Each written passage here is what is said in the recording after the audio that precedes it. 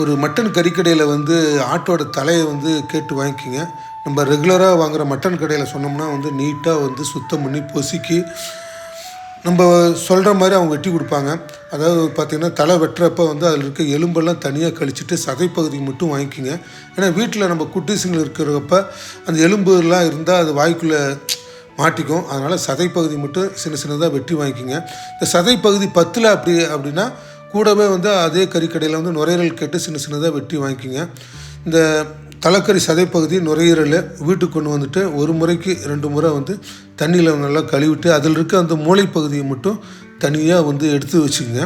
இந்த மூளை வந்து தனியாக வந்து நம்ம தாளிக்கிற கண்டில் தனியாக சமைச்சு குட்டீஸ்களுக்கு கொடுக்கலாம். தாளிக்கிறதுக்கு வந்து கடுகு, சோம்பு, கருவேப்பிலை, சின்ன வெங்காயம், காரத்துக்கு தகுந்த பச்சை மிளகாய் நீள் நீளமாக இருந்தது, மஞ்சத்தூள், கல்லுப்பு, தேங்காய் நீள் நீளமாக இருந்தது. அடுப்பத்தை வச்சு மண் சட்டி எண்ணெய் ஊற்றி கடுகு, சோம்பு, கருவேப்பிலை, நீள் நீளமாக இருந்த பச்சை மிளகாய், அடுப்பு வந்து சிம்மில் வச்சு ஒரு பச்சை மிளகாய் வந்து ஒரு 10 நிமிஷம் நல்லா வதக்குங்க. ஏன்னா அதோட காரம் வந்து எண்ணெயில் நல்லா இறங்கணும். காரம் எந்த அளவுக்கு எண்ணெயில் இறங்குதோ அப்போ தான் வந்து அந்த தலைக்கறி நுரையீரல் வறுவல் சூப்பராக இருக்கும்.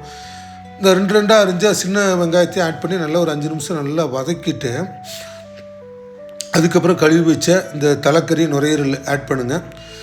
கூடவே வந்து மஞ்சள், கல் உப்பு நல்லா ஒரு 10 நிமிஷம் வந்து இந்த தலைக்கறி நுரையீரலை வந்து நல்லா வதக்குங்க.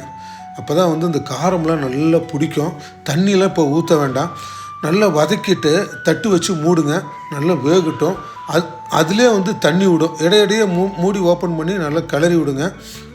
ஓரளவுக்கு நல்லா தண்ணியில் சுண்ணதுக்கப்புறம் கடைசியாக நீள் நீளமாக இருந்த தேங்காயை ஆட் பண்ணுங்கள். கடைசியாக 1 டம்ளர் தண்ணி மட்டும் முழுகிற அளவுக்கு தண்ணி ஊற்றிட்டு ஒரு கிளறிட்டு தட்டு வச்சு மூடுங்க. கொஞ்சம் நல்லா வேகட்டும்.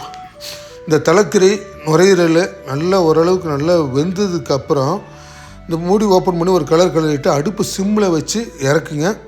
இந்த வறுவல் வந்து சூப்பராக இருக்கும். கண்டிப்பாக உங்கள் வீட்டில் பண்ணி பாருங்கள்.